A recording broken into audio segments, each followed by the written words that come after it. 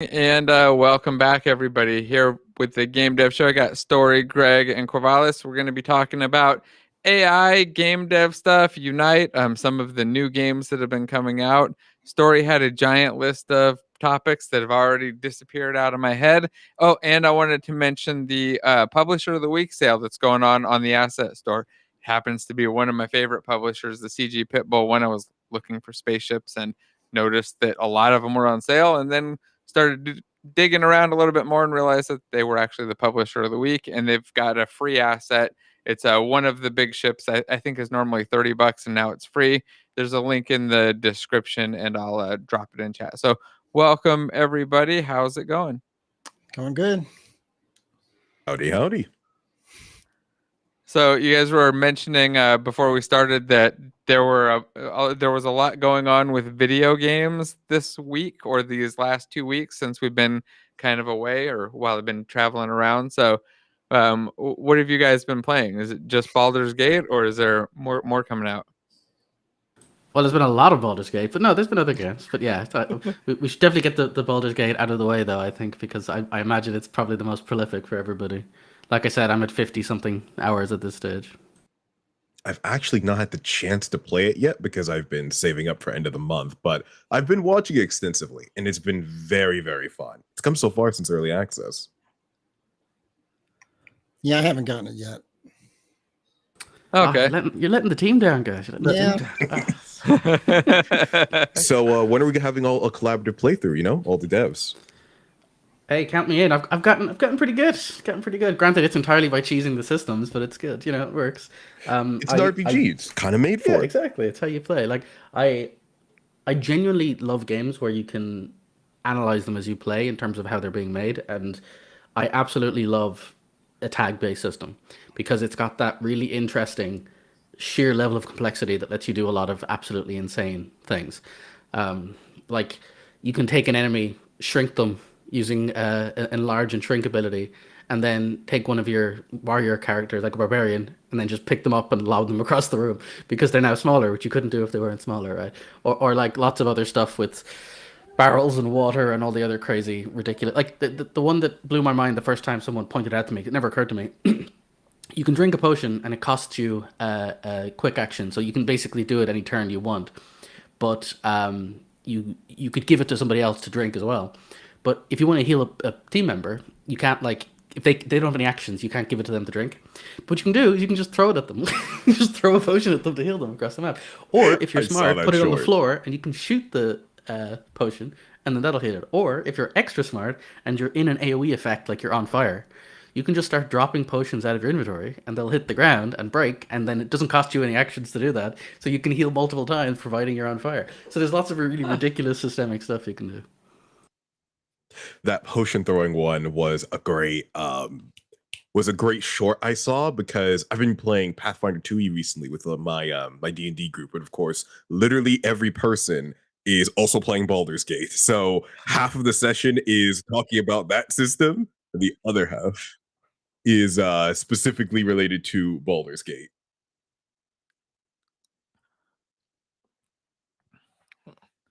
It sounds like, I don't know. I haven't tried that, but I've been having a blast with it. I'm curious though. You mentioned a tag system. How do you think it's all put together, or do you know how it's all kind of built, like the underlying systems for the game? I haven't seen any official breakdowns. The only thing I know for certain, because I was looking into it, is the UI. The UI is using Noesis UI, which is like a middleware, kind of like Fmod, but for UI stuff. Yep, I've seen it. Which is really cool, and it works in Unity as well. And so I was kind of curious how it was done, and so you can hook that up, and it's kind of fascinating. I'm kind of tempted to play with it a bit now. So that one I know how that's done, but in terms of the actual systemic stuff, I haven't seen any videos or articles, but you can kind of deduce stuff, right? Like there's underneath the character, when you do a examine, there's tags. And so, for example, if a character sees you kill another character, they get a witness tag, which basically means if you don't kill them and they get away, they will trigger something. They will basically use a system to mention to other people that you killed somebody, and that'll trigger more stuff. So there's lots of like little things like this that you can see. Similarly with the like dipping weapons and stuff. If the ground is oil on it, you can dip your weapon in the oil, and then it'll apply the oil to the weapon for 2 turns. So it's Just all of these adding things. some sort of a tag to it. You It's think? Like there's literally it's a tag based thing, and so it's pretty simplistic at that level. But the way they do the interactions is obviously a lot more complex. But it leads to a lot of very interesting stuff once you understand the basics of like how these things are connecting. You can kind of start to see that causes daze, that stuns, that's resistance to this. Like for example, doors, right? You can break a lock, but the way if a door is marked as sturdy, all that sturdy means is it requires a single hit of greater than 10 to bypass the sturdiness. So basically it doesn't have to be any particular thing. It just means you have to hit with enough force. So anything that causes greater than 10 damage will break a sturdy door. So you can either hit with a giant axe or something, with the exception that it doesn't work with piercing damage. So there's like lots of or slashing damage rather. So there's lots of like very subtle things. But again, it's tags. It's right. This is marked as sturdy. Therefore, if where do damage you less think than those 10, rules are? So they got the tag for it's sturdy, and then the rule of it's sturdy means that you've got to hit for 10 or more, can't be piercing damage. How do you think that system's set up, or where do you think or how would you set it up possibly? Well, one thing that I would do, because I've thought about this a lot actually recently, still have been playing it, is a lot of people make the mistake of trying to bake the rules into the objects, and you end up tying yourself in knots with complexity because you start trying to build like nested tree objects with lots of rules. But you don't need that. You just literally need a list of strings. Because if you have a list of strings that say this is sturdy, this is bludgeoning, knife equals fire plus whatever, you can then make a resolver, and a resolver takes 2 objects, compares tags, and does some resolution. So I imagine it's just like there's a damage resolver that takes an object on hit. What is type of object A? What is type of object B? If object A is weapon and it's marked as slashing, negate damage. If it's marked as bludgeoning, add damage. If object B is marked as sturdy, then if damage roll is greater than 10, apply, else don't, right? Like you can be very specific with the rules, and if you design the system well enough, you can make the rules using a sheet rather than like hard coding code. You could just have like a text file. Yeah, would you do that in some sort of a form or some exactly? Yeah, like data I wouldn't hard code that. So it would literally be tag and then plus or minus other stat resolver, and then you just run through the lot and go take all of these and apply the various stat effects, and that way you can modify them at will quite easily. The interactions part is a fascinating aspect of code for me, because if you had most of the functionality written out as a text sheet, would you have to manually then account for specific interactions? So going from a knife into oil and then hitting a door, how would it add up the total damage there for now the bonus fire damage? If I lit the knife on fire, would that let me bypass it with sturdy? Or is it not the correct type of damage for me to bypass with sturdy? More intricate interactions, how would you handle coding those or resolving for those? Or is it just I guess there'd be base and then there'd be totally. I think in general that's usually how it works. They kind of resolve in order though, and at the end you'd just be hitting like fire damage against the door, and all the other things would have just happened and modified the other tags along the way. Yeah, but I think the question is like, what if there's a negation, right? Like, what if it's an ice door? Should the ice door first put out the fire before it applies the damage? And now you've got that like cause and effect issue for there. So. Got it. Oh, okay. I see what you're saying. Because I have a friend who I help with game design stuff, and he's aiming for a highly modular system, kind of similar to Baldur's Gate in a more turn-based fashion. So when he wants a complex interaction of an enemy walks forward and then an enemy can potentially fire from a massive list of attacks and abilities, storing those and writing those out to data, I recommended using JSON, not hard coding these to make it as flexible as possible. And he went even farther than I expected, where he wanted to start coding in a lot more of the functionality into text. And even I had difficulty saying how much of that would you want to leave highly modular in text form versus standardizing out a mechanic, like you want all of your AoE going through function. I find this topic really interesting. I've like looked into a lot of this stuff, and I think that for me it basically boils down to the broad name for this is DSL, or domain specific languages, where you basically say we're past the point of just code. We have a language we're talking about where it says stat minus or add, greater than, less than, and then outcome stats or something. You build some kind of linguistic rule that you can apply and build a language out of. And the short answer for me, at least, is the rules should only ever be something you can apply to a data set to alter the data set. So it should be, there is data, you apply a rule, and the data comes out with different numbers in it, right? That way, the rules are not too complicated. If you start getting into multiple if statements and questions and stuff in that, you start to get into more trouble. What I prefer to do is you take your data set modifiers, you load them in, and then there's a bunch of design patterns that help past that stage. Like there's ones, chain of responsibility, which basically lets you say, mark each of these rules with an ID, iterate the ID so it waterfalls through. Or there is, maybe you build it into a acyclical graph. And so now you can like enter on a certain node and then follow the rule saying this rule is applied, which moves you to this graph, which moves you to this one. So how you'd build it is a different story, but I would basically treat it as two separate things, right? You'd have the rules and then you'd have a composer that would compose the system. You'd build it in memory and then you'd use like a visitor pattern to like hit all the nodes and then basically say input here, resolve, spit output, and it would run through whatever sets of stuff. Again, I'm mostly just off the top of my head. I wouldn't know exactly how I'd hook it up, but principally it would be, I would split it into 3 layers. There's the data layer, load it into something, build an in-memory model representation using some more complex architecture or structure, and then events happen, feeds into events, spits out new modified data, resolve modified data, something to that effect. Yeah, I'd probably agree because I've definitely gone a bit too overboard with domain-specific languages and ended up coding if statements, branching statements. I've gone too far in the serialized text direction, so I was hesitant to have him embark on that same insanity train I went down for my first RPG. I put it started with dialogue files, and from there, because I wanted to be able to add in, oh, a relationship change might happen, or oh, what if they gave you an item in the dialogue?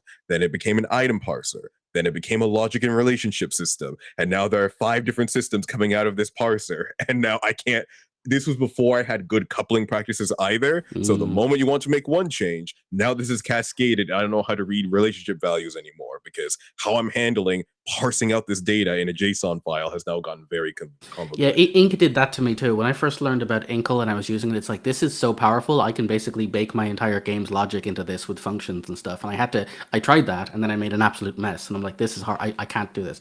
So what I learned is instead, like I can, for example, put the tag burning on something, but I don't have to say how much a number burning is. I can have a lookup table that is on burning, check ID of object, this object's burning value is this. So I can build addendum information in lookups later that don't complicate this particular event cycle. So something I've really leaned on in like later design architecture as I got older was solve one problem. And like the problem for this is associate the right labels and tags. You don't need to resolve the combat phase. You just need to ensure a piercing thing has hit a door or a flaming thing has been thrown at a iced thing. Once that's happened, the specific numbers and how you resolve it and whether it's base damage and whether something negates it, that is someone else's problem. And that way you can solve each problem at a different phase and you're not going to complicate things too much. Mm-hmm. Definitely helps for cleaner architecture, tackling one part at a time. There was it's fascinating because I find this comes up more often when you try to emulate things like tabletop RPGs or print media games into a digital format. We take a lot for granted, or at least when I first started to venture in that realm, I took a lot for granted for how much heavy lifting a person does in these negotiations, even when reading rules. If they're to print, handling order of operations for both a better outcome and nudging things is very complex. I believe it's called Cockatrice because it's a computer program, like open source one, to represent like playing Magic the Gathering. So I learned Magic off of Cockatrice, and I still had to learn each of the sequencing elements because there are at least, I think, 10 visible phases, and not including resolves, not including potential interrupts. It was a lot, but now I have a better respect for tabletop good print games, and translating that to digital is no easy feat. I would almost argue it's probably harder than just starting with a digital design. It's funny you mentioned Magic because I interviewed with Wizards and they gave me a take-home technical test to do where I had to implement an interface to apply all these different modifiers from different cards and see how it applied to all the different stats. And I actually used TDD and wrote unit tests for it first because they were going to take my implementation and run it through their test harness. And I wanted to see if I could cover all those cases, and it was a fun exercise to be sure, but yeah, you had to get all that order of operations right and make sure that you're sequencing things correctly. And yeah, it was cool. Yeah, it's a great design project. I kind of want to try again at some point, but I would need a lot of practice and a lot of familiarity with the system to emulate. So guiding him through that, through the occasional conversation, has been a fun brain teaser because he never asks me easy questions. It's always, how would I map this program? Okay, we need to have at least a 30-minute call to begin to understand what my parameters are. I will say though, that to me is the most impressive thing about Baldur's Gate. Like, yeah, it's a good game. It's huge. It's got lots of content. It's been developed by a smart team or whatever. But that's not the bit that like is mind blowing to me. What's mind blowing is it genuinely does capture that feeling of a D&D campaign. Like that's the how do you do that in terms of, because for anybody who's played it, it's not about the numbers. Yes, the numbers are an important part, and even the fact that it's using 5, which is a more dumbed down, as they say, version. But the point is, it's the narrative elements. The way I look at it is all of the numbers are purely a chaos engine. You have a story is generated, chaos occurs so that you can't just, min-max the ultimate whatever, and then events happen and you have to respond. So the story is only as good as the responses to the chaos. And so if you don't have many options for responses from a possibility space, it's not going to be a compelling experience. And games usually don't have that much, like the possibility space has to be pre-written.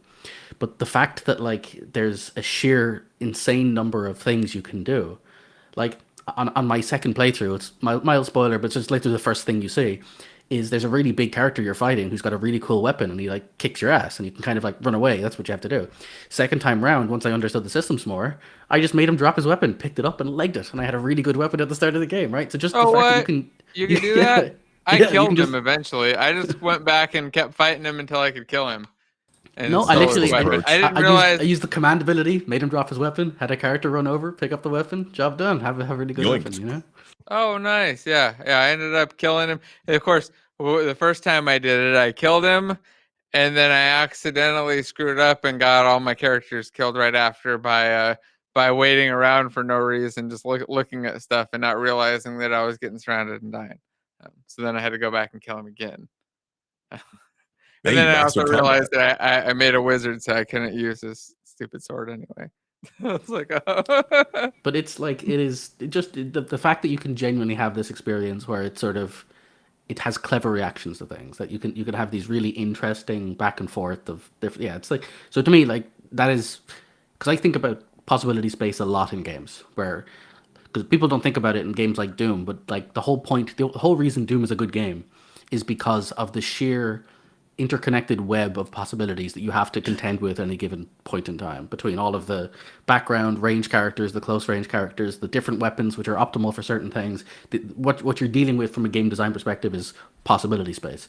And the fact that I played through 40 hours of the game and I kept getting annoyed because there's these really small cracks in the wall that you can climb through, and I was like, I don't have anybody in my team who can turn into a rat or a mouse or something. I'm really annoying. And then I was like, wait a minute, I have the disguise ability, and you can disguise as a halfling who's smaller than a normal person. Will that work? And it does work. And you can basically use a disguise ability to shrink yourself. You don't have to be normal. So all the other stuff I talked about before, you could use a shrink spell, or you can disguise as something smaller, which equates to the same thing. So it's like all of these really interesting, there's always like another layer of, that works. And yeah, that's that feeling of surprise and sort of, you did something clever is like, you only really get that in real D&D, where somebody like rewards you for your clever concept. And so having that in a real game is very surprising. You get inspiration. Well designed. Yeah, actually that's the other thing too. When your characters do something that matches their roles and stuff for their characters, they give you inspiration points, so you get extra dice to roll with as well. So all of that stuff is really cool. It like leans into all of the, like, it even has the D&D reward system where the DM like gives you something for playing your character, kind of. Yeah, so it's great. Yeah. Nice hero point handout. It's really good to be able to have that confined design space, but make it expansive enough and rewarding at all the right points. And that's what makes a good D&D campaign or a good tabletop RPG campaign. We've come a long way, but some older games, because I think of like the first Fallout 1 game where it's still very based on GURPS. That's another kind of all-time classic RPG for me, because despite the more limited design space, they do reward very funny and clever interactions with that world. And despite despite you not having a lot of options, for the options you do have and putting them together in clever ways is very fun. That, and I'm a bit of a sucker for games that give you a quest and will actually fail you if you fail that quest. If you don't get the water chip in that 150 days, you just died. Everyone did die. I told you they would, and they actually follow up on it. Pal, hello. Hello, Howdy. everyone. We're nerding out over RPGs, both the board game and digital. Pa hates RPGs, especially Baldur's Gate and anything. Yeah. D&D really. To be truthful, yeah, because I played. Right now, I have about 120 hours. Yeah, something like that. And I still haven't finished the first campaign. So, yeah. It's taking a toll on my sleep. I honestly, I've had to take breaks. Like, I haven't played in 2 days because it's just so mentally taxing. You just hit a point where you just have to walk away for a little while. It's a bit much. Yeah. So you're really enjoying it? Yeah, I already want to play it third time with different types of characters and different choices. And that's the other thing too. It's kind of mind blowing how a game that's that big, like I actually already I'm only I'm 50 hours or so in. I haven't left the first of the 3 chapters yet either, and I still want to do another playthrough as the dark character as well, because that's a whole different way of playing the game. And so there's like, I'm not even a third of the way through the bit of the first portion, and I'm already thinking about what my next set of playthroughs is going to be. You know? Yeah, exactly. I'm doing the same thing. And what's the worst thing is after the first act, I wanted to be that character. After the second act, I want to be someone different. And after third act, in the middle of third act, I want to be totally different character. So I'm on for 2, 3, or maybe 4 playthroughs at least. That was the character that I picked first, that dark guy, and then I started reading that was a bad idea. Why was it a bad idea? That's what everybody posted online. I started reading a bunch of articles, so I started over. Well, the general thing is like you're going to miss a lot of other story stuff for various reasons. Okay. Yeah. So you kind of want to have the normal playthrough first before you give yourself the more sort of like the alternate reality version of the narrative, I'd say. Mm-hmm. Yeah. Exactly. But I think that the fastest guy or girl it was, I think it was a girl, took 10 minutes. 10 minutes, yeah. 10 I minutes. think like and they basically, they just pick Gale and triple jump. They just triple jump the whole way through the game. Yeah. 9 minutes and 50 seconds, yeah. You can beat the whole game just by jumping? Yeah. I think the record right now is 9:50, or it changed in the last few days, because I checked 2 days ago what was the record for the quickest possible game ending. I wonder who thought that was going to happen when they're developing it. They're like, I wonder if anybody's going to jump through the game. Like QAs are sitting there like, I can jump through the game in 12 minutes. Apparently in 8, when you really shave it down. 8:58 is the current record holder. It'd be like competitive speed jumping through Baldur's Gate. And what's funny is like I think it's entirely glitchless too. Like there's not cheats. It's just you click fast enough as you slide through the different screens. Yeah. Yeah, but they are going for the quickest ending. Yeah. Yeah, it is the quickest version of it. Yeah, to be honest, honestly, because it's ending of the game that's after second act. They even don't go into third act. Yeah, and it's kind of spoilers to go too far in that story. But I will say what interests me a lot more though is people who are going to do the interesting builds for characters. Like there's one person who played the entire game using exclusively salami as his weaponry, because you can do that. You can hit people with salami. Yeah. That reminds me of playing Castle Wolfenstein and just using a knife for the whole thing. Or playing Quake against other people and one of them just using a knife against all of us. How sad. The one I'm looking forward to is I really hope there's a speedrunning category for no direct damage. Because I'd love to see one where someone has to spend the entire game finding more and more creative ways of using either the environment or splash or other things, because there's so much you can do. Just jump the whole way through, Jason. You don't have to do any damage at all. No jumping allowed. No because jump run. there are some fights that you have to take if you're speedrunning. There are, I think, 1 or 2 fights that you have to take. Splash So- on the run. Pal, real quick, I wanted to mention I clicked the link and popped up that Humble Bundle that you've got going on.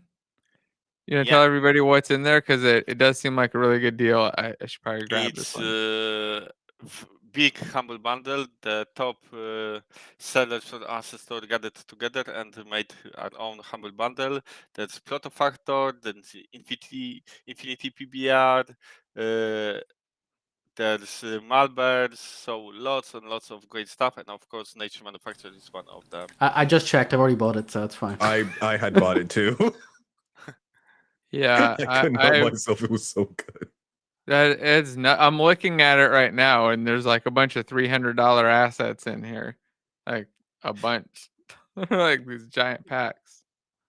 Yeah, it's about 2000, 2500, yeah, something like that. The Yeah. whole cost of the bundle. That's why the cheapest tier is $10. Yeah, because I'm looking at the euro, so I think it's about $10. Yeah, $10, Yep. $13. Oh yeah, I didn't even realize there was a $10 level. Yeah, I just get 35. That's looks like a crazy deal. I mean, I bought a lot of these assets at the regular price. So anyway, yeah, I just wanted to pop that up, make sure everybody checks that out. And also, if you weren't here at the beginning, the Publisher of the Week stuff is going live, and this week it's CG Pitbull who has all the cool spaceship stuff. So you got a free asset, and everything they got is half off. So I'm going to be buying a bunch of it for that project I started working on yesterday. I want to try to finish it up today, and there's a bunch of different spaceships I want to grab while they're half off. So it's mostly an excuse for me to buy a bunch of spaceships, but it'd be fun. I don't know. I was having a lot of fun just writing code and building something really quick yesterday that I feel like I can knock. I could probably finish today or tomorrow. Yeah, There's CG Andrew. amazing. Andrew was with us yesterday. Hi. Oh, I didn't see you there. Hello, like Mr. Rogers popping in. You're finally awake. That's basically, yeah. Well, good morning, Andrew. Hello, everyone. How's everything at Magic Pig Games? Things are going well. We're just showing off the bundle that you're in. Yeah, that's a pretty epic bundle, isn't it? Yeah, it's kind of crazy. As we were just talking about, there's a ton of stuff in there. Yeah. Anyway, have you been playing any of that Baldur's Gate?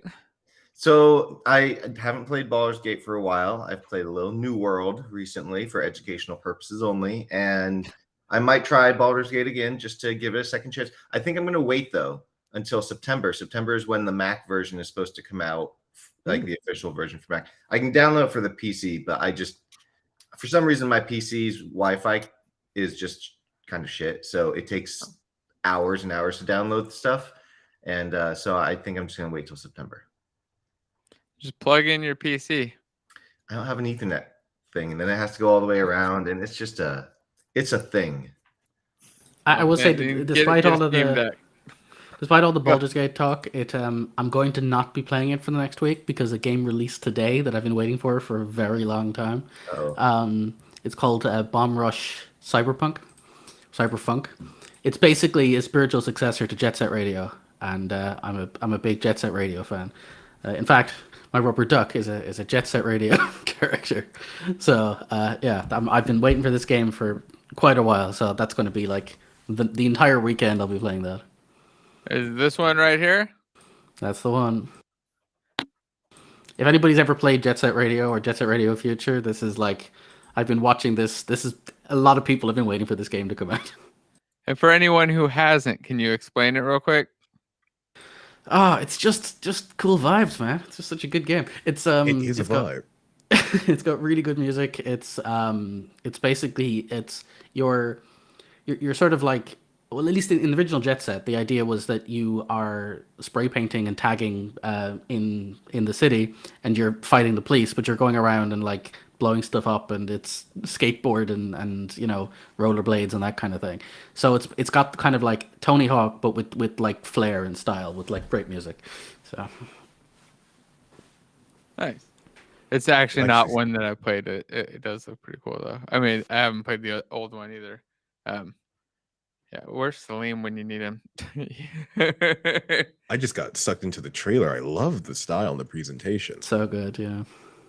Yeah, it sounds a lot like what Sam was talking about building at GDC too. It's pretty cool. Or at least that's what it looks like over here. What I'm seeing. So, oh, before we forget, or before I forget, Corvallis, next Saturday, you are giving a presentation. You've been working on that a little bit, right? That I have. The past week has been AI on the brain for the GameDev Guild AI Day. And there's free passes just in the description. Everybody come check it out. But you want to just give everybody a 10-second, a non-spoiler overview of what your session is going to be about? Sure. The anatomy of an AI NPC. I would have called the talk that, but I couldn't change the title after, so it's ins and outs. That was the first draft, and I regret Wait, why that so can't you much. change the title after? Can I change it after, Jason? Because if I Yeah. can, okay. Yeah. The anatomy of an AI NPC. Better title, because throughout the whole talk I use that term instead. Yeah.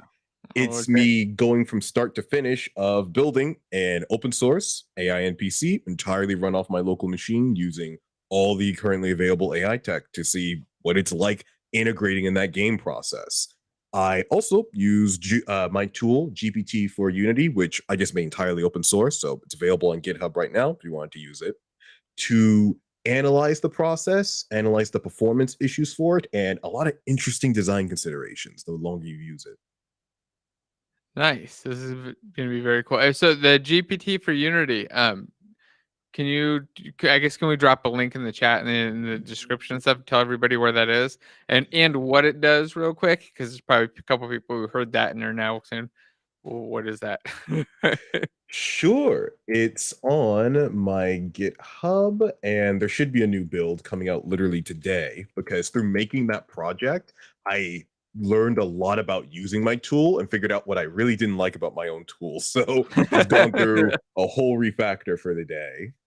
Let me grab it. So eating your own dog food. Yes. And I got a good taste for it. Now I figured out what flavor of dog food I do like, and it's the more dry variant. Specifically for what it does is it's a little middleware server. So in Unity, when you fire up the client version, it connects and fires up a small server with a TCP and UDP port. That way, Unity, the client portion, only needs to worry about talking to that server. And from there, you can connect to any different backend AI service. So currently, there are things like the text generation web UI, which is great for a wide variety of large language models. You could use Cobalt AI, which I believe I currently have support for. It does need to be tested because I've made a lot of modifications since then. Or you could connect it to a cloud AI. The purpose is to simplify the process in Unity, where you're only hitting one endpoint through your TCP and UDP ports, but the tool can handle negotiation and sharing data models with Unity for translating that into information the AI will be able to understand and converting that back into something Unity can understand. You know what? Not gonna lie, it's a lot more interesting than I thought, because I think myself and probably like 50 other people have all just grabbed the pretty straightforward REST API for ChatGPT and managed to do like a 5-line implementation. And I'm like, oh, it's probably just another, everyone's just in a text box that basically talks to that. But no, this is considerably more. This is basically your own API layer that connects to it with its own REST contract that you can swap out the backend and then return whatever model structure you like. So I can see the value of that, because as you said, you're able to swap out the backend in a very nice way that allows you to, without having to rewrite or mess with stuff.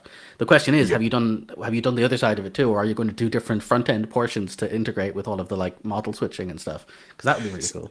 That's the work in progress, because right now in the Unity client portion, chat seamless, because that's the one I worked on by far the most. So you talking with a large language learning model and it being a character, I've managed to more or less hammer out that route. I still need to work on methods like instruct. So when you're just having a back and forth like ChatGPT and a helpful assistant back and forth, and working on other kinds of integrations, because I need to think of the design use case for if you are either a developer or just a user who want to play with the tool.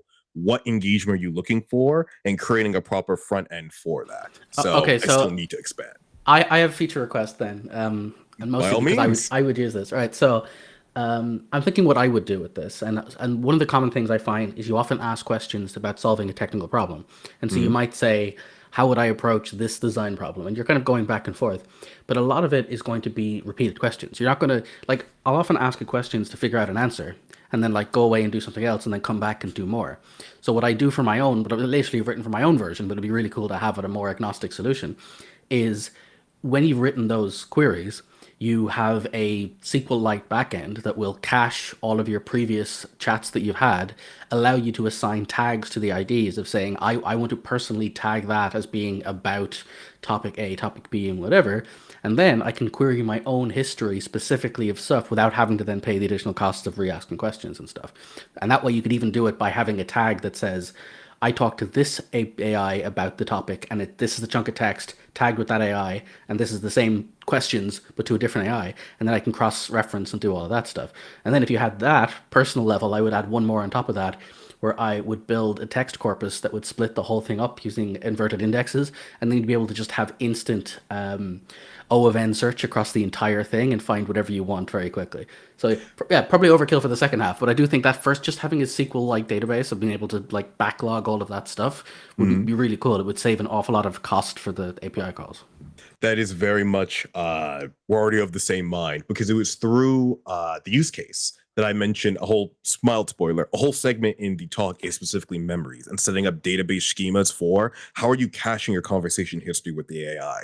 Context is very important, and a lot of LLMs fundamentally have a context limit. So cloud solutions, you don't need to worry about this, but local solutions will often have like a very specific character context limit where when you run past this, you just no longer get good responses. And the more context you're just flooding it with, the lower quality these responses generally get. So I wanted to experiment with different databases. I've heard good things about ChromaDB, which an application called Silly Tavern Extras uses in order to automatically handle this. So potentially tapping their tool and figuring out how it works and how they set it up for getting a better relational mapping of your data and of your history, to just prune it where when I want to ask about programming, it will only choose history memories related to programming. So the AI has as much context and relevant context as possible. So if I already asked this, I can just get it cached. And if I haven't asked this before, but it's similar, I can pass in my similarities and it can properly generate the highest quality response possible. So again, feel free to cut me off, anybody, if I go too much time. But I've been looking into this myself, so I'm just curious to see different people's approaches.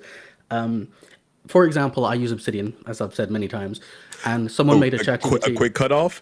Because of your Obsidian video, I used it in order for tracking and writing out the script for this, because of your Obsidian post in the Discord earlier. And now I got my friends hooked on Obsidian too. So I started on one of these Reddit days. too.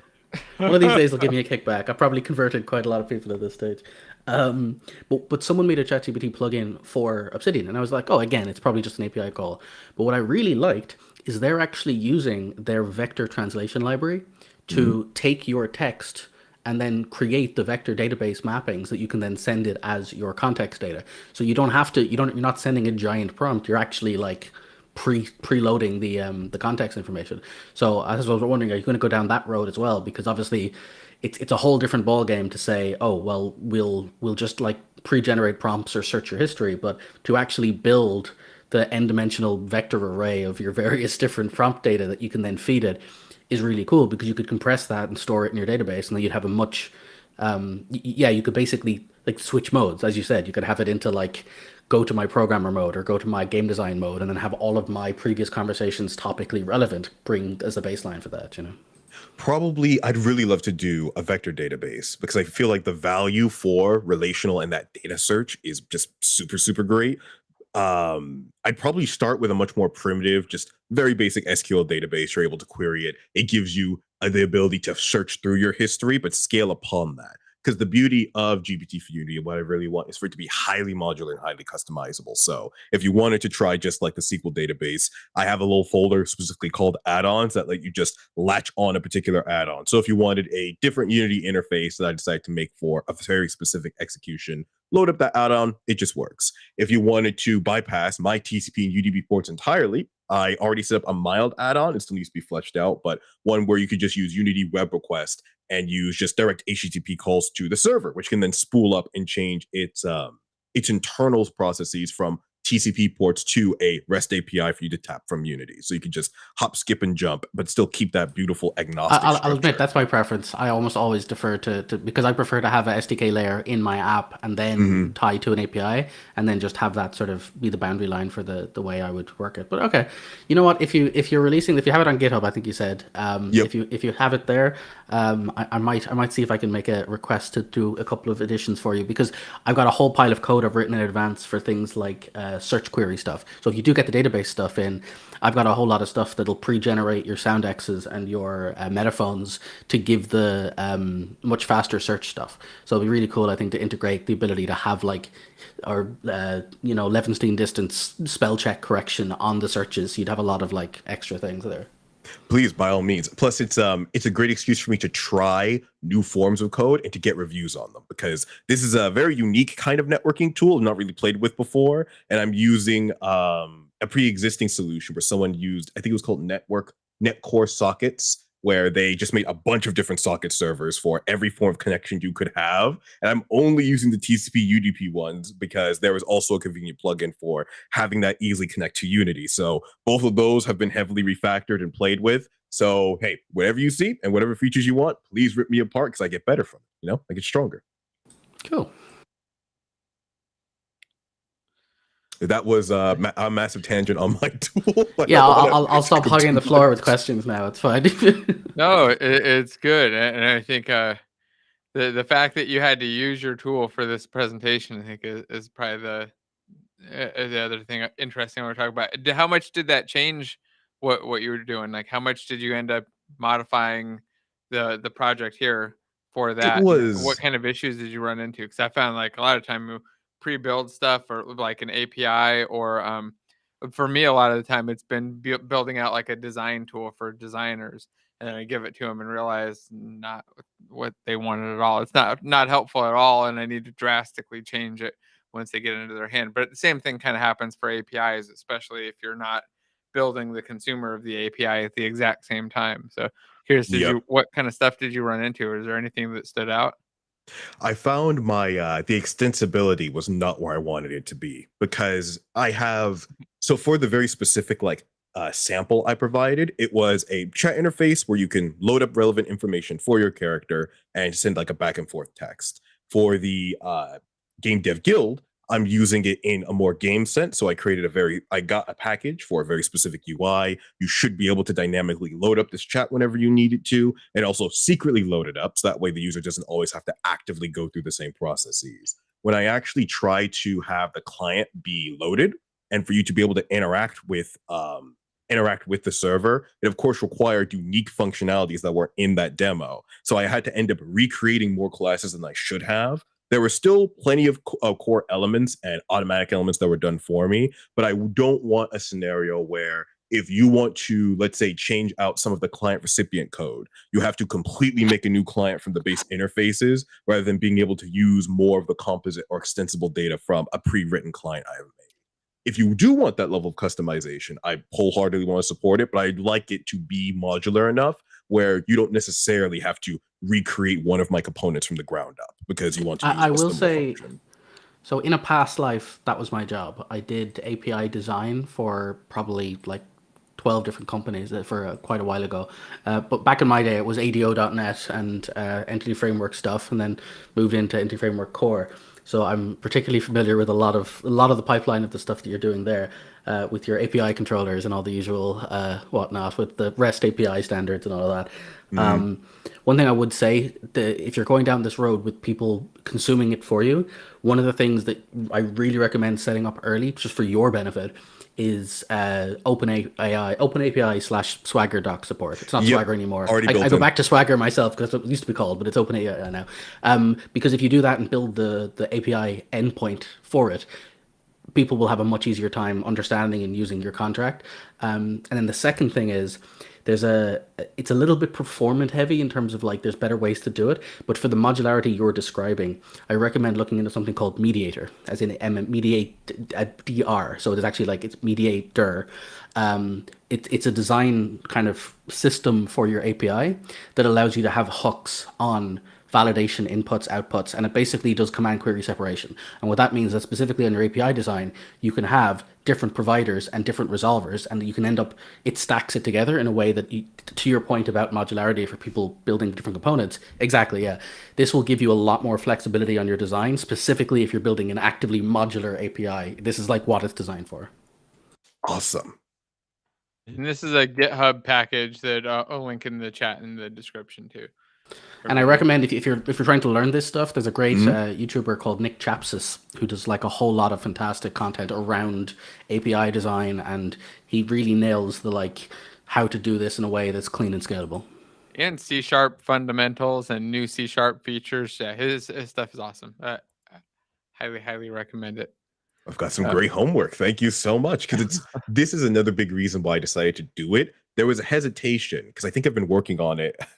This project has been in development hell because it started in January when OpenAI was like first launched, and it got stun locked with all of the new features, the API changes, the use case changes. So it definitely has some of that bloat from earlier versions, and I wanted to do it because there's one part of me that was like, oh well, it's kind of past its time. So much stuff has changed. Should I even release it? It's no, I want to release it because I'm going to learn how to maintain it. Even if I've created my own legacy code, learning how to turn that into best practices is invaluable. I get to do it on my own for something I'm actually wanting to use, and a use case that I've seen people demand for, ask for. Even in like little AI forums and Discord forums, people have mentioned, well, how could I like put any of this tech into Unity? Could I like talk to my little AI character in a game engine? So creating that very basic bridge and improving that bridge over time is something I've really wanted to do. And I'm happy it's able to be out. Yeah, and I honestly like I think it's a valuable tool. Like I can see the use for it. My thing that I would say that, because I specifically modular and designed APIs is really hard to do right. Like it's a very complicated thing to get kind of designed well. And the thing, so like I said, I literally used to go to companies who had an API and it was slow or it wasn't working, and then I would be the person that kind of guide them into structuring it. And one of the biggest things I see was there's a general concept of domain models. So in your case, for example, you've got your IO, which is your API, and then you're saying you make a request and you get back a model that says, give me chat, here's my chat model, which returns like your list of messages or whatever else data, your sender and your whatever. What a lot of people do is they don't realize it, but they end up bleeding the information from the API they're consuming into the API they're generating. So for example, if the model that comes out of Cobalt AI, for example, looks a certain way, you'll find yourself writing a model that your AI API spits out that looks remarkably similar to the one that comes from Cobalt. And what happens then is when they change their model, you now have to change your model, and you're kind of stuck in this arms race, especially when it leads to other APIs that come in later. So a general piece of advice is actively draw a line in your own API that says, my model looks like this. It doesn't matter what the API models come back from any of the providers I have. My model looks like this. And if it needs to change, it needs to change, but it changes by isolation. And then consume other models as services and write an adapter that adapts that service so it spits out into your model format, and then pipe those through. That way, to your point about adding new modules, you can always say, as long as I can take this new AI and convert it to my model format, I can plug in whatever I need.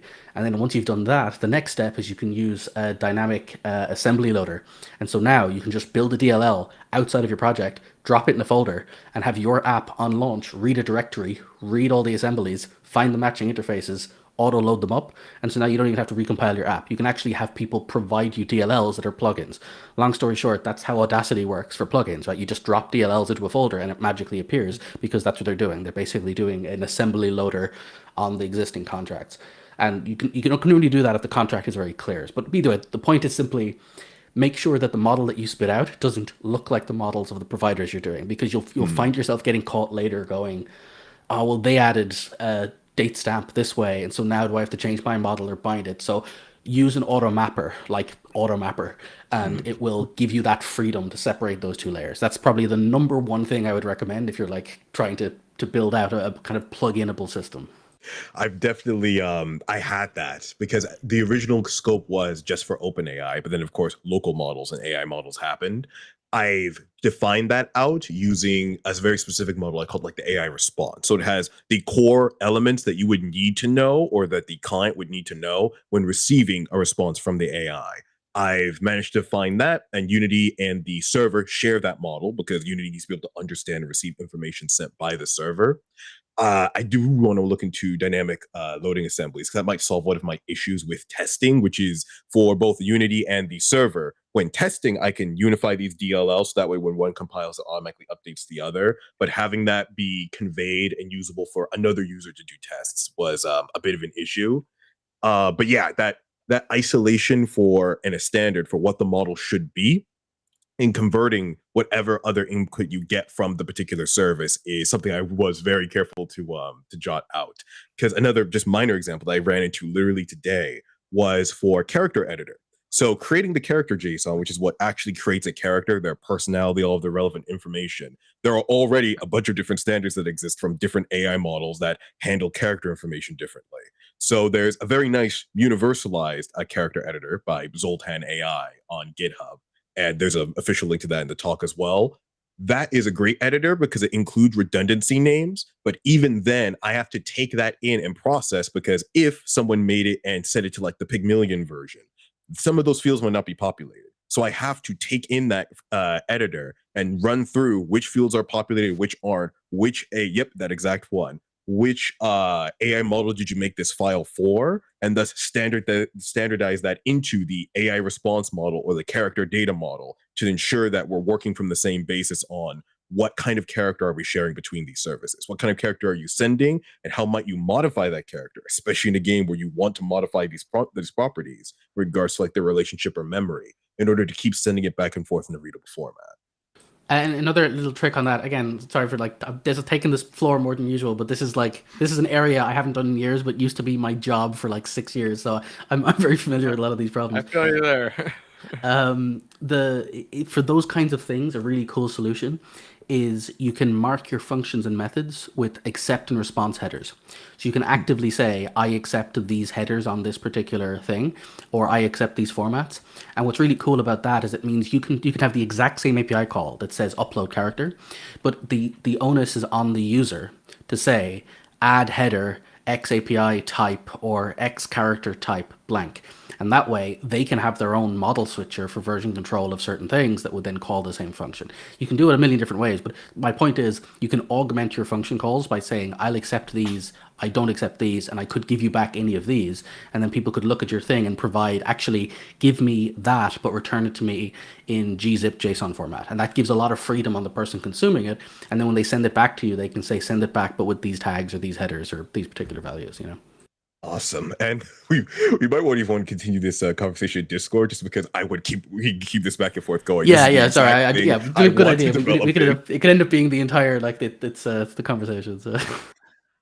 Yeah, and everybody who wants to come see the actual talk, just make sure that you go register for the go grab the free pass. And then we got the pro pass is $10, so you can go grab that too. Well, it's $10 for the next couple of days. Hopefully, we get a good count of how many people will be there from that.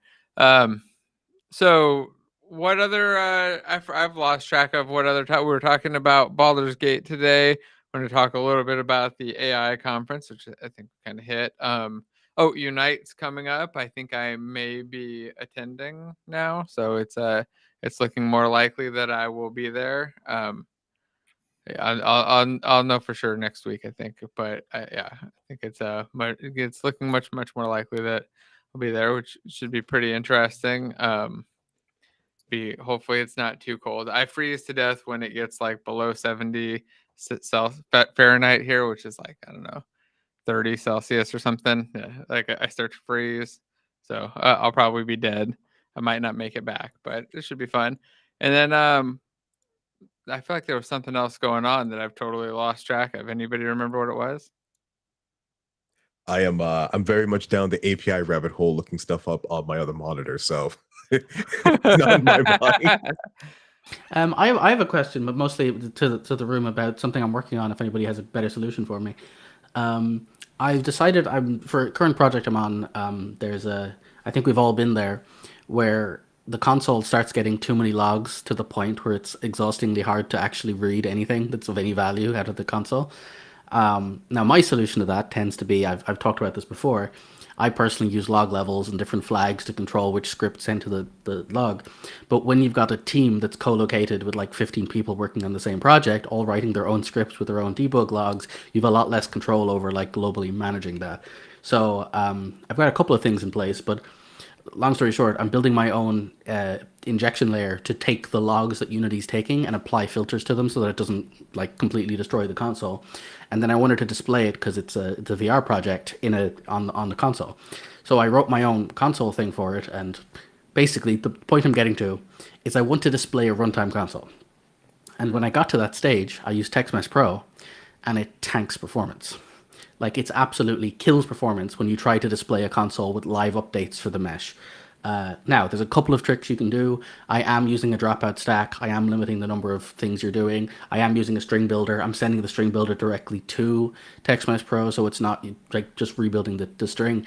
But I guess my point is anything over 100 lines and the whole thing is like just absolutely goes from 300 frames to like 15 or 20.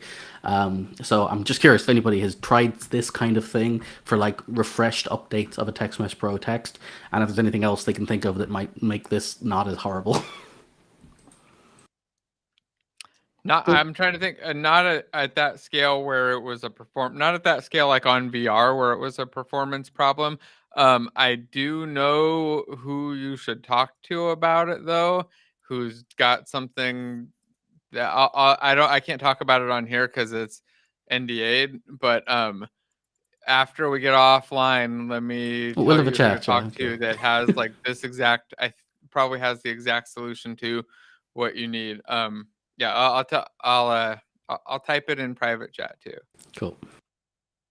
Does it have to be in the console, or can you log to an external source like Application Insights or something and query it there?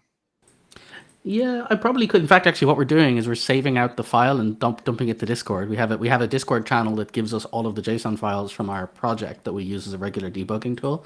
But specifically, what I want is to it's a very systemic project. So there's like 15 different systems that are all doing a lot of data-driven things. And what I want to do is live toggle the console to a context, say only show me information about system A, and be able to live watch it as the systems move. For example, there's like virtual creatures that can look around, has a boredom meter, checks the things nearby, reaches out and tries to interact with stuff. If stuff doesn't work the way it wants to, it changes its internal phases and states, and like there's all this stuff going on. And I can debug it with debug consoles and gizmos. But when you get to a debugging problem where it's just not working the way you expect, having a readout is pretty useful. Now, I have a readout for my stuff, but to have a readout of like system interactions at an integration layer, that's where things fall apart, because I have scenes where everything works perfectly of each system, and then the integration scene stuff falls apart, and it's like, okay, why is it breaking? And for me to figure this out requires me to like get all this stuff going. So the answer is yes, I could save it out to a file, but like a post-session file compared to a video is not going to do the same thing as me being able to live pick up a thing, force an interaction to occur, and then see the resulting data changes and stuff. Again, I can write a very hyper-specific custom version, but I kind of want to solve this problem once in perpetuity for all the stuff we're doing. And so building a like generic log system that says choose context, choose log level, see logs only for that thing on this like log a level. Down, right? Yeah, and I have that box drop down where you can pick which systems you want to view the logs for, Yeah. and then filter them all off. Because what I've done it Why do you already. need to show 100 lines at once though? That seems like a lot too. Why isn't it more like 20 lines at once and you're just scrolling through them? Because it's doing a lot of stuff. I want lots of information. That's why. Yeah. The other thing I would say, I don't know about you guys, but I have a general rule of deleting logs the second that they're not looked at, because I really hate extra logs cluttering shit up. It's probably from working on MMOs so long where we just had to we had so many logs that we had full teams to manage the logs, and like 95% of it was just junk. Just useless data that nobody was ever going to look at. They're like very tiny bits of data that people actually cared about and looked at. And but majority again, of it was just clutter. As somebody who's done this, like, so I've worked in a few companies where I've written the logging system. Unity's logging system infuriates me because not the log, like the logs themselves, whatever, they look fine. The UI is nice. It has nice buttons, but mechanically how it works is really limited in a frustrating way. So, for example, Unity have a logging system of info, warning, error. I think they're the three, whatever. But in general, most sane logging systems, take Logcat or any other complicated larger logging systems, use a waterfall logging, which basically means there's a number associated with it 1, 2, 3, 4, 5, 6, or whatever.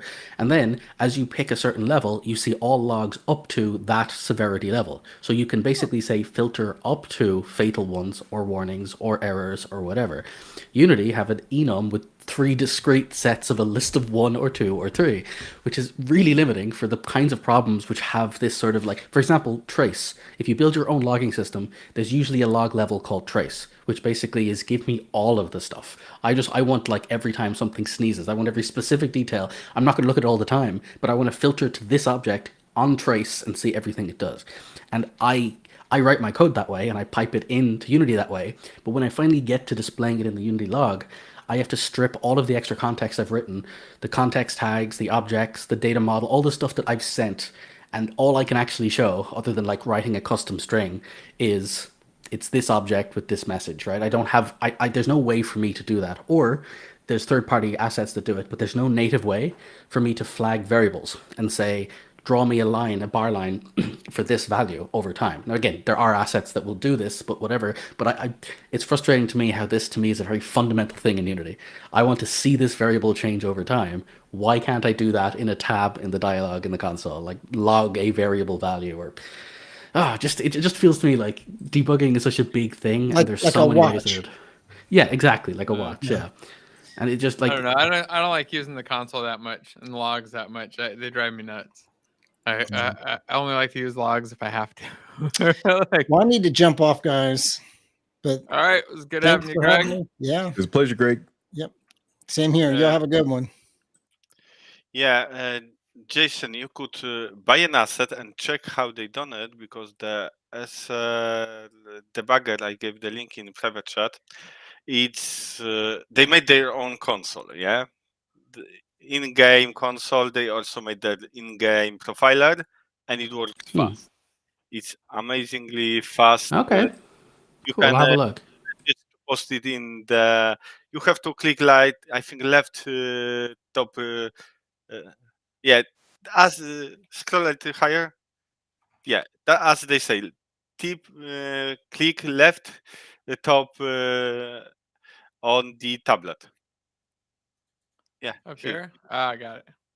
Yeah, Oh, okay. you can customize it however you want. Yeah, that's not a problem. They have quite powerful API for it. Okay, yeah. I mean, hell, I might even just use this and then, like, rather than having to write my Yeah, own and site it for render file on works this, yeah. fast. I think they're developing it for 2015. Yeah, since. And the 5-star asset, one of the best consoles, and it's also console that you can hook up actions to. Yeah, so you can write some actions or add some actions that you can use with it. So, yeah, so it's quite powerful tool. I always suggest it if you want speed. Yeah. So as for speed, they done amazing work, so it works fast. Yeah, it looks cool. I just dropped the link in chat too for everybody to go check it out. It looks. Is it free too? It looks like it's just up on GitHub. Was checking out the No, game. I think you gave the link to type save, the second asset, not the. Oh, whoops! That was the second one. Yeah, because there are two ones, and you gave the link to. Oh, type whoops! Yeah, I did. save. I clicked on the wrong one. Yeah. It's the SR debugger, right? Yeah. Okay. You can. Nice. It's on asset store. Yeah, I think it's 30. I see it's like now 50% lower. Maybe someone. I don't know if you guys see that it's on some sale right now. Yeah, it looks like it's on sale like now. Maybe on the Insider Picks sale, someone chose it to use. Let's see. Yeah, it's cheap. It's only $15. Yeah, there it is. Right there, SR debugger. Yeah, I think it's Insider Pick right now. So someone had to. Yeah, it's from Dilmer Velocious. He chose it as one of his assets. So it's for some time. I don't know how long is the sale going. I think it's got 2 weeks left. 2 weeks left. Yeah, so you Yeah. can grab this asset. Well, I have it. But- I'll give it a try, and I'll let you know what I think. Yeah. All right, so I'm here's gonna add it too. a question that popped up in chat that I wanted to take. I figured maybe take a couple questions in chat before we wrap things up. Omega was wondering if we didn't cover this yet. It was one of the questions I was going to ask you though.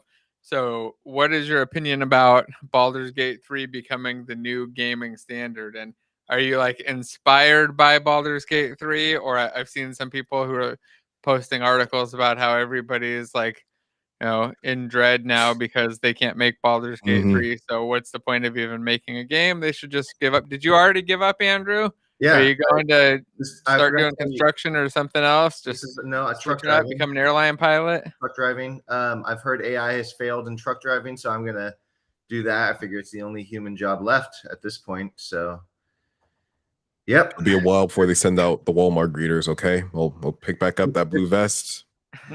I think I've seen those videos. I thought it was quite interesting. I haven't dived deep into this, but I've heard, okay, don't get too excited, folks. This game was like made by people who know what they're doing and spent a lot of time and effort, and they were given the freedom to make a game this bold, to have a game without microtransactions. Don't expect that from any other studio. Which is a weird. It's funny because I see it both ways where I'm like, well, yeah, that kind of calls out all these other studios for cutting corners, which you would do if you're trying to save money and get something released, and the microtransactions, all that. But it's an interesting concept. So, but you're not totally discouraged in quitting? No, the fact that we have Unity allows people to make games who couldn't make a game before, and you could have said the same thing about Unity, and people do basically with the whole asset flipping thing and Steam being inundated with relatively crappy games. But the reality is that it just means more people can do more things, and if you raise the bar, that gives more people freedom and the realization that, oh, we can actually make more. Then someone on the asset store is going to come out with some tool that does something that they were inspired by Baldur's Gate 3, and that's going to enable a lot more people to do something that they wouldn't have been able to do. It just keeps moving everything forward, I think. Anyone else? Pretty much in full agreement. The new standard is an interesting thing people say, because it implies that we were in the dark ages, and then Baldur's Gate 3 brought us to the light. It's Finally, they don't suck. I mean, it's an amazing game. It's super well made, and it's again an early access success story, which I'm happy we're getting more and more of. I do remember the early days where the early access tag was a tag for you to say you're getting whatever you pay for, expect it to never be updated again. It had a very negative connotation, but I'm happy we're moving in a better direction with early access. And Baldur's Gate is a really well made RPG, but it's a really well made RPG. It's not shattered us into a new dimension of unprecedented, unrealistic games. It's probably more, when people say that, it's probably more of a reaction for AAA games and their general quality for a trend. There's been a general discontent. The Overwatch 2 thing just happened, so people are a bit salty about it, and also just came to Steam and got review bombed too. So it's pretty fresh in the discourse. But Baldur's Gate is nice and inspiring. It's a great thing to show you what like a very well-designed studio with great talent, great management can do when given sufficient time. It's a nice ideal to strive toward, but also for indie devs, try not to get eyes bigger than your stomach. Is that the saying? Where you try to make Baldur's Gate 3 on your own, because you won't, and you will suffer. You will learn a lot, but you will not get that game to that point. Use it as a nice inspiration for when I get a team, when I want to work with other people, I want to be able to capture some of that. Yeah, and make a sword knocking out game, right? Where you just knock sword, or jumping game where you just Knockout jump to 3, the end, start there. leave out the other mechanics. I don't this topic. I think Code Monkey nailed it in that a word of caution anytime you're commenting on something where your understanding of it has come from YouTube thumbnails and Twitter. Because the question, anytime you look at any of those things, check your sources. Try to find out where the person saying the thing got their information from. Because I didn't even look into all of this at first, but I just sort of stopped and went, okay, let me just apply a human brain to this and not just immediately jump with a reaction and go, what is the most likely scenario here?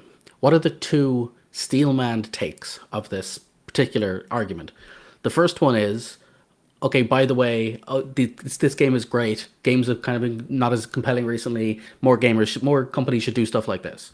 And then the other side is like, okay, I mean, that's good, but just be realistic. This is a studio that makes exactly this, has been doing this for years, and has a huge team and has been working on it for like a very, very long time. It is not sustainable for everyone else to reach that for this kind of project. And so it's not so much saying that it's a new standard or it's a new thing. It's just purely saying, don't expect this for every game unless they also had 12 years to work in secret on a project and this one thing for whatever amount of time. It's not just the same thing. It's like they put a lot of work into this, and rightfully so, it's good as a result. And so if you take those two, it's like, well, yeah, that's probably what happened. Someone probably said, this is a great game, just don't expect every other studio to be releasing something that matches this. And then someone else said, yeah, which is a pity because it's a really great game. I wish more games were like this. That's probably the extent of the real conversation. And yeah, then he looked into it and the answer is yes, that's exactly what it was. Because the truth is, all of the YouTube comments get a lot more attention when it says, oh my God, people don't like games anymore, or they're angry at, but nobody's angry at anything. It's just it was a third person on Twitter who saw that original conversation and said, game devs are scared and I can make a headline out of this, and then promptly wrote several articles. Yeah, and Do you then Now, think I will it puts say- extra pressure on Starfield though? Is Well, that's yes. a game where like it actually has those kind of expectations, and yeah, it's but it probably has gonna its own get hurdles to compared. get over. I'll be honest. My expectations are a lot lower on that one for various reasons. I will say, though, if there is one conversation I think is more interesting than all of the nonsense around is Baldur's Gate a new standard, I'm excited for the fact that it tells games companies that players like narrative and RPGs. That's a much more Yes. interesting conversation, because for a long time games were trending towards open world, larger exploration, content driven games, and it's like, yeah, and it's like, no, actually, look, multiple games are coming out, Disco Elysium, Baldur's Gate. People are actually hungry for large narrative, fun, single player, no microtransaction experiences. Not always online. It doesn't need to be a live service. It is a one-time sticker price, and it is good. It doesn't need to forever give me infinite content. It just does what it does. It does it well. So that's the standard I want us to set. I don't care about scale. I don't care about the systemic magic, whatever. I just want people to say, you know what, maybe games should be more writing heavy and more focus on like character and narrative and stuff, which is something I've been saying for a very long time, and to see it sort of play out in possibly a good direction is very exciting. So fair enough. Nice. I do have a little addendum, but it's a bit of a tangent. It was the idea because of all the RPG stuff I've been doing lately when it comes to like learning Pathfinder, etc. The idea, and this is kind of what got me into gaming, I guess, was downtime in games, specifically RPGs, and how they pace a more action and active combat scenario with the downtime. What are the characters now doing to breathe and interact with each other? That's what I'd say is the real core of an RPG and an engaging narrative experience, because the term RPG, when you attach to just the sheer mechanics of, is it dice? Is it classes? A lot of games can add in progression systems, and people think that innately is what makes an RPG an RPG. I'd say it's that balance of active gameplay and downtime and interesting character and narrative engagement.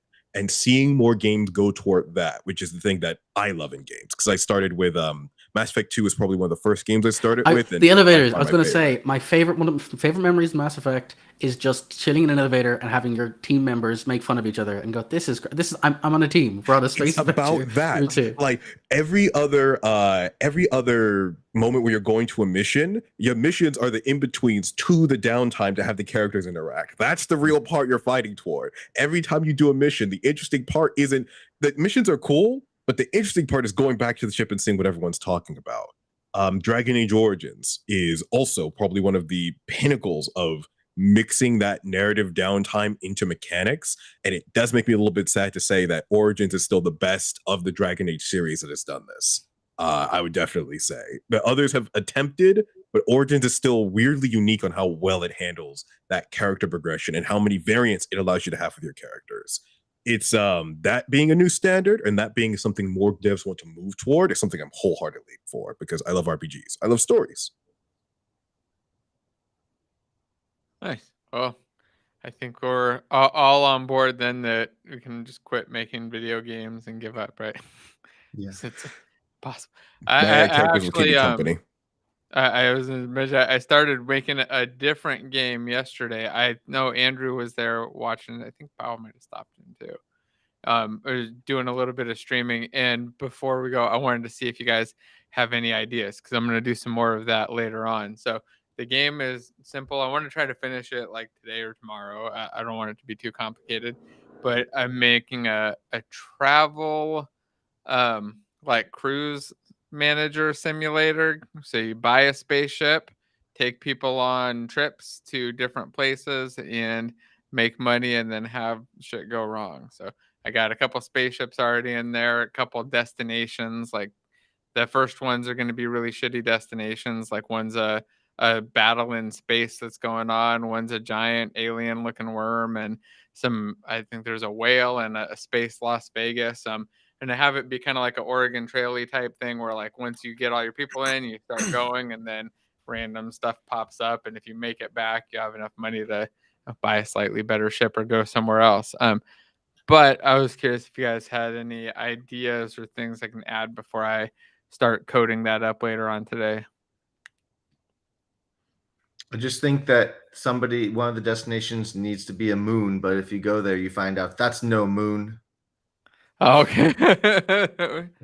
Sounds like a plan. Like a new moon. Yeah. Go It's there a and get prop blown up. moon. Yeah. I love afford to anytime visit a real moon. I love all the derelict ship stuff. I always love when they have like a place you go to and it's just like a ship graveyard that you end up going through. That's always very satisfying. Yeah, one of them is a whale that just happens to have a house sitting on top of it in space. Because that's what Mid-Journey generated, damn it.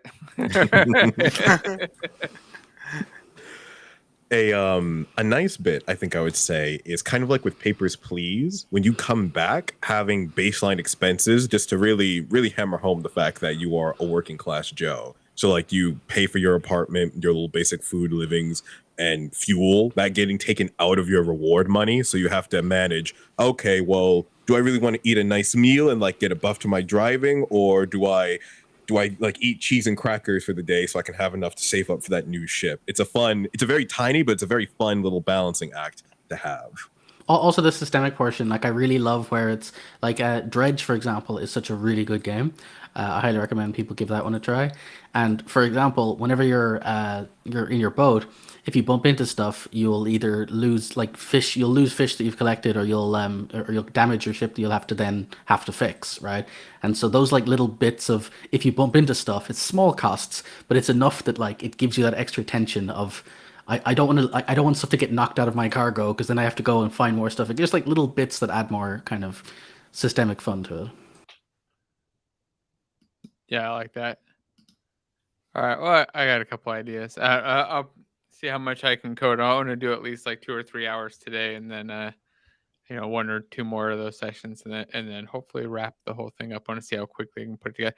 I was working on their RPG still, but I want to take a quick pause because it's taking longer than this, and this is like game jam level project that is super simple to knock out, and won't give me too much feature creep, because there's really, I mean, there is a lot I could add, but not without completely changing the game into something else. So I wanted to keep it kind of in scope and super simple, where I can just knock it out and have fun with it.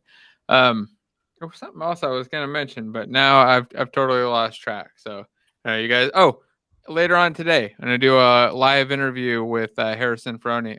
He did that book on it. Let me grab it.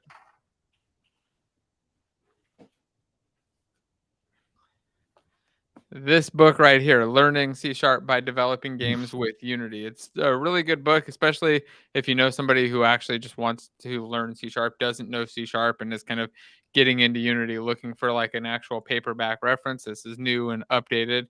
This is the new one. I think it's may be out now, or it's just coming out, the 7th edition one. And we did an interview recording 2 weeks ago, but the audio got all messed up. So we're just going to do it again. We're going to do it live at noon Pacific. So in about 2 hours, we'll go live and do that, and then do an edited version too. So if you got questions for him too, make sure you hop in and come join us for that.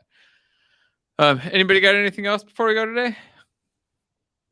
No. I love packed learning materials. Great on Humble Bundle. Oh yeah, very good point.